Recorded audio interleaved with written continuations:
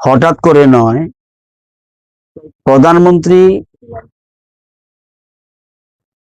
দেশের মানুষের উদ্দেশ্যে বলেছেন যে আমরা যেন সবাই এবং বিশেষ করে জনপ্রতিনিধিরা এবং অন্যান্য সবাই যাতে ফুয়েল কনজারভেশন সেটার উপর গুরুত্ব দেয়।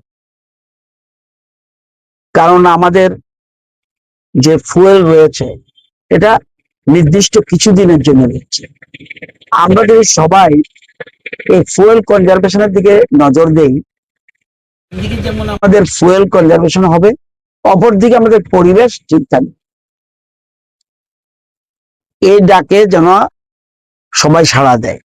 আমি মনে করছি আমার বিবেকের কাছে প্রশ্ন উঠেছে, প্রধানমন্ত্রী যদি দুটো গাড়ি নিয়ে যেহেতু দেশের প্রধানমন্ত্রী, ওনার নিরাপত্তা অনেক বেশি গুরুত্বপূর্ণ।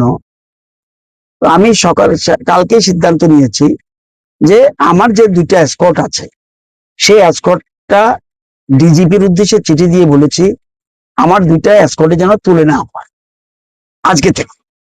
কালকে রাত্রে চিঠি দিয়ে দিয়েছি, যদিও উনি বলেছেন না স্যার একটা রাখুন। আমি বলছি না, দুটেই উঠিয়ে নিন, পরেরটা পরে দেখা যাবে। এবং সকালে আমি আগরতলা এবং আশপাশ এলাকা বাইসাইকেলে আমার কাজগুলি সেরে ফেলেছি। তো বাইসাইকেল কমপ্লিট করার মানে আমার যে কাজগুলি খুব বেশি দূরে নয় অথচ আমি বাইসাইকেলে কাজটা সারতে পারবো, সেই জন্য বাইসাইকেলে কাজটা সেরে নিয়েছি।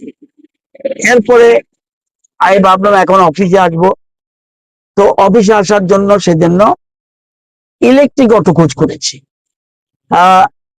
এবং ইলেকট্রিক অটো নিয়ে এখনই খাওয়া দাওয়া করে সকালবেলা অন্যান্য প্রোগ্রাম সেরে খাওয়া দাওয়া সেরে ইলেকট্রিক অটোর মাধ্যমে আমরা সেখানে আজকে অফিসে এখন আমি আমাদের সেক্রেটারিয়েট বিল্ডিং এর দিকে যাচ্ছি।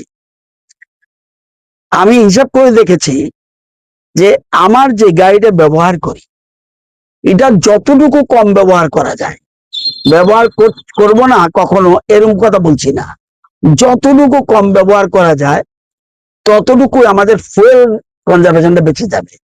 আমি একটা হিসাব করে দেখেছি, যদি লং জার্নি না হয়, শুধুমাত্র আশপাশ শহরতলি, মোহনপুর বা জিরানিয়া, বিশালগড় এইসব জায়গার মধ্যে যদি আমি প্রত্যেকদিন প্রোগ্রাম থাকে, তাহলে আমার টোটাল খরচ হবে শুধু আমার গাড়িটার জন্য, যেটা আমি নিজে ব্যবহার করি, এটার জন্য প্রায় 40 থেকে 50 হাজার টাকা ফুয়েল কস্ট মাসে। তাহলে আমি যদি এসকর্ট হই